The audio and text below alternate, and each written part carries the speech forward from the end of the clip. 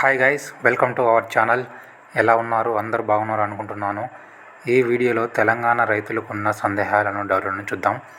అంటే 2 లక్షల పైన ఉన్నవారు రుణాలు మాఫీ అవుతుందా లేదా, 2 లక్షల పైన ఉన్నవారు ఏం చేయాలి, ఆధార్ కార్డులు తప్పులు ఉంటే ఏం చేయాలి, బ్యాంక్ ఖాతాలు తప్పులు ఉంటే రుణమాఫీ అవుతుందా లేదా, రేషన్ కార్డు ఉండాలా లేదా అనే అంశాలపై ఈ వీడియోలో పూర్తిగా వివరిస్తాను. రుణమాఫీ కాని వారు ఖచ్చితంగా ఈ వీడియోని చివరి వరకు చూడండి. అప్పుడు మీకు పూర్తిగా అర్థమవుతుంది. మీ డౌట్లు, సందేహాలు క్లారిఫై అవుతాయి. సో ఇప్పుడు మనం వివరాలకు వెళ్దాం.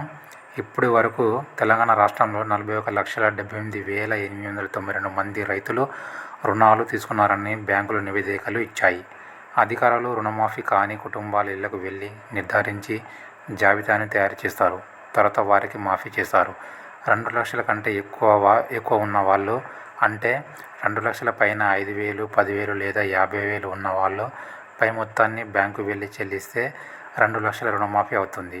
రుణమాఫీకి తెల్ల రేషన్ కార్డు లేకుండా మాఫీ చేస్తారు. రేషన్ కార్డు లేని వారు టెన్షన్ పడకండి, మీకు ఖచ్చితంగా రుణమాఫీ అవుతుంది. అయితే ఇప్పటి వరకు 22 లక్షల మంది రైతుల ఖాతాలో రుణమాఫీ డబ్బులు జమ చేశామని వ్యవసాయ శాఖ మంత్రి తుమ్మల నాగేశ్వరరావు తెలిపారు.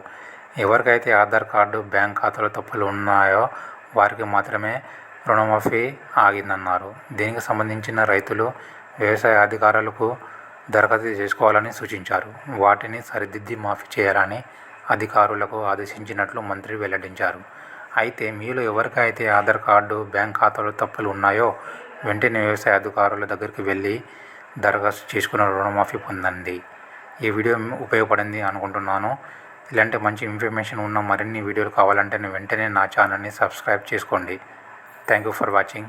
జై హింద్.